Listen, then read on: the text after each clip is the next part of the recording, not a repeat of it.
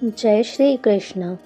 आइए तो आज सभी मिलके माघ कृष्ण पक्ष की षठतिला एकादशी की कथा सुनते हैं। एक समय दालभय ऋषि ने पुलत्स्य ऋषि से पूछा, हे महाराज, पृथ्वी लोक के मनुष्य ब्रह्म हत्यादि महान पाप करते हैं। पराये धन की चोरी तथा दूसरे की उन्नति को देखकर ईर्ष्या करते हैं। साथ ही अनेक प्रकार के व्यसनों में फंसे रहते हैं, फिर भी उनको नरक प्राप्त नहीं होता। इसका क्या कारण है? वह न जाने कौन सा दान पुण्य करते हैं जिससे उनके पाप नष्ट हो जाते हैं। यह सब कृपा पूर्वक आप कहिए।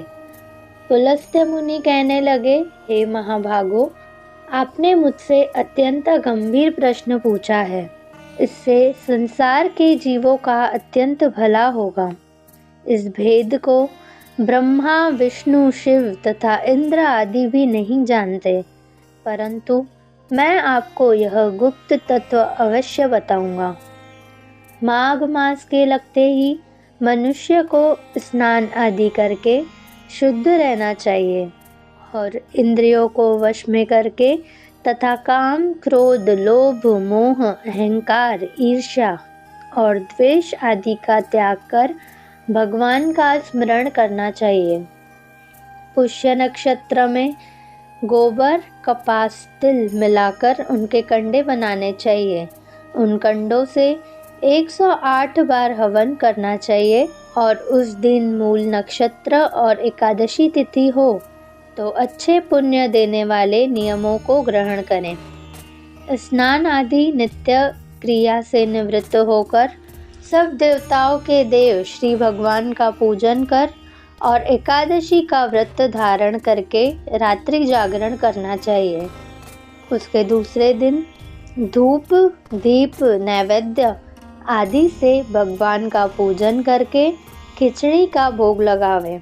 तत्पश्चात पेठा, नारियल, सीताफल या सुपारी सहित अधर्य देकर स्तुति करनी चाहिए।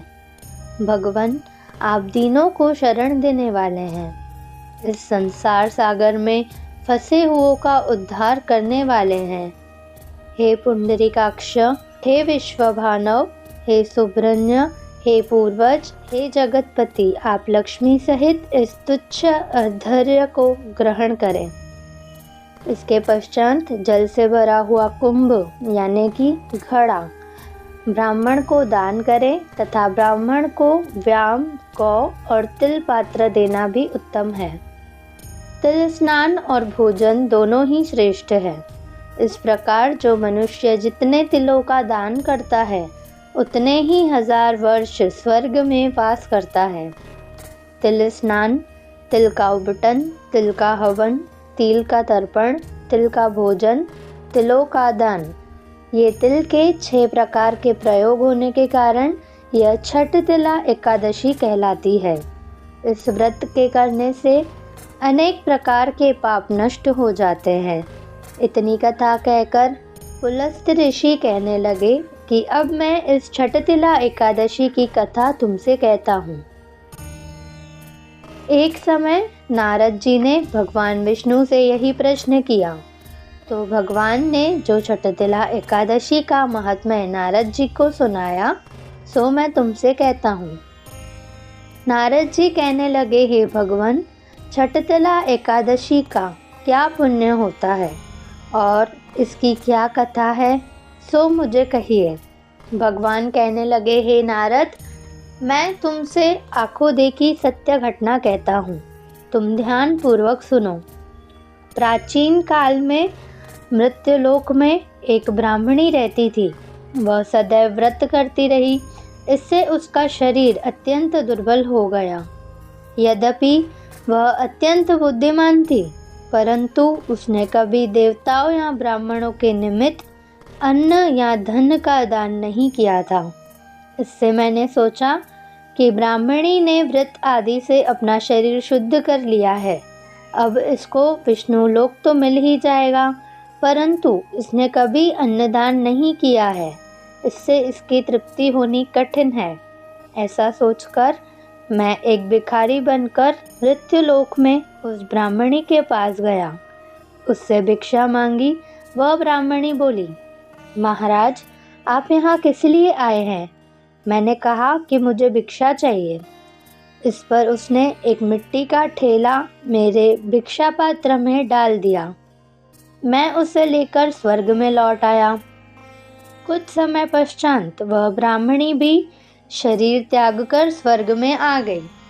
उस ब्राह्मणी को मिट्टी का दान करने से स्वर्ग में सुंदर महल मिला, परंतु उसने अपने घर को अनादि सब सामग्रियों से शून्य पाया।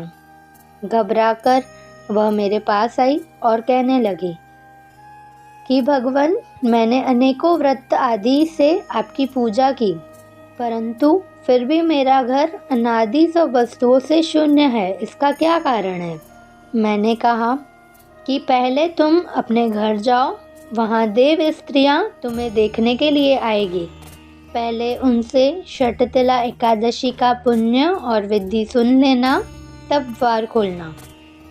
मेरे वचन सुनकर वह अपने घर आई।